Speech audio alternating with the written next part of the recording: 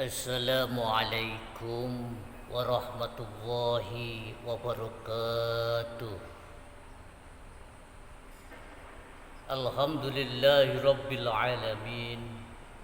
Wabihi nasta'in wa ala umuri dunya waddin. Wassalatu wassalamu ala sayyidina Muhammadin wa ala alihi wa sahbihi ajma'in. Qala Allah Ta'ala fi kitabil karim, a'udzu billahi minasyaitonir rajim. Bismillahirrahmanirrahim. Innallaha ma'as sabirin. Amma ba'd. Apa kabar sahabat-sahabat semuanya? Mudah-mudahan dalam keadaan sehat walafiat dan juga dilindungi, diberkahi oleh Allah Subhanahu wa taala. Marilah kita panjatkan puja dan puji syukur kehadirat Allah Subhanahu wa taala yang telah memberikan nikmat dan hidayahnya kepada kita sehingga kita bisa menikmati yang diberikan oleh Allah Subhanahu wa taala, baik yang ada pada dalam diri kita, baik berupa kesehatan jasmani, rohani, dan juga alam yang ada di sekeliling kita. Yang kedua kalinya sholawat dan salam kita aturkan pada Nabi besar Muhammad SAW. Mudah-mudahan kita diberikan syafaatnya nanti di yaumul kiamat. Sahabat-sahabat semuanya, saya akan berbicara tentang sabar. Kadang dalam keadaan keseharian kita, sabar itu kan sering menjadi pembicaraan. Sabar menjadi sebuah tren, tapi tidak tahu tentang substansi dari sabar itu sendiri. Sabar, ojo suwi-suwi, jangan lama-lama, ojo tako wae, OTW, ojo takon wae. Sabar. Sabar itu bukan OTW, ojo takon wae. Bukan. Kalau dalam sorof itu kan dikatakan sabar, sobaro yasburu sobron, sobaro, yaitu menahan diri. Menahan diri. Tapi tentunya dalam kehidupan sosial, setelah kita ikhtiar kemudian tawakal kepada Allah SWT, itu dengan cara sungguh-sungguh. Apalagi di tengah-tengah persoalan sosial, mulai dari konflik antar individu, kelompok, kepentingan kelompok, golongan, kepentingan, dan banyak hal macam, sehingga terjadi rawan terhadap konflik, rawan terhadap gejolak emosi, sehingga bisa terjadi satu sama lain terjadi konflik.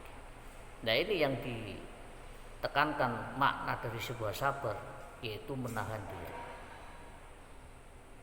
Kalau kita mengunggah emosi, marah, tentunya bisa bentrok sana sini dan suatu situasi menjadi kacau. Karena sama-sama kerasnya, sama-sama ingin bentroknya.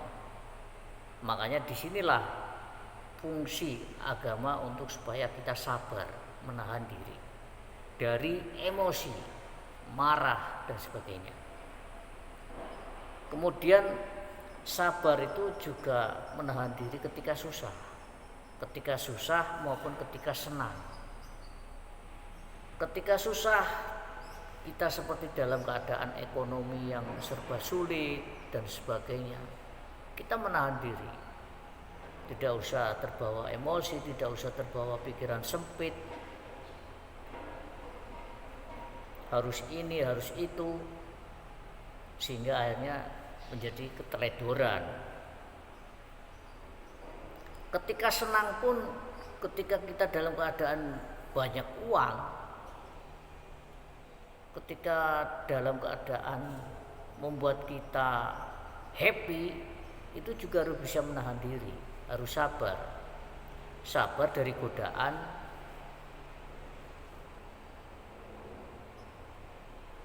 rayuan dan sebagainya. Seperti cerita dari Nabi Yusuf, dia tetap sabar meskipun difitnah, dikira melakukan hubungan, dikira berzina, tapi dia tetap sabar menahan diri meskipun akhirnya dipenjara. Sahabat-sahabat semuanya, memang ini tidak sulit. Jadi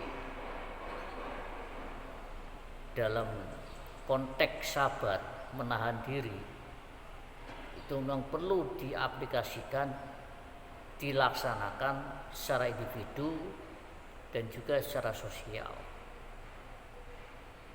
Kalau kita tidak bisa mengaplikasikannya, maka yang terjadi adalah konflik. Yang terjadi adalah saling cekcok, tidak merasakan sesuatu yang kedamaian, bahagia, selamat dan sebagainya. Mudah-mudahan kita semuanya diberikan lindungan oleh Allah Subhanahu wa taala dan juga diberikan kesabaran, baik ketika senang, susah, maupun ketika dalam keadaan marah dan sebagainya. Semuanya harus sabar. Sabar ayil makna menahan diri. Sekali lagi, sabar menahan diri. Holding down, menahan diri. Demikian sahabat-sahabat semuanya, mudah-mudahan bermanfaat tentang membahas tentang sabar. Sobaro yasburu sobron, sabar menahan diri. Demikian sahabat-sahabat semuanya, wal muwaffiq ila aqwamit thoriq. Wassalamualaikum warahmatullahi wabarakatuh.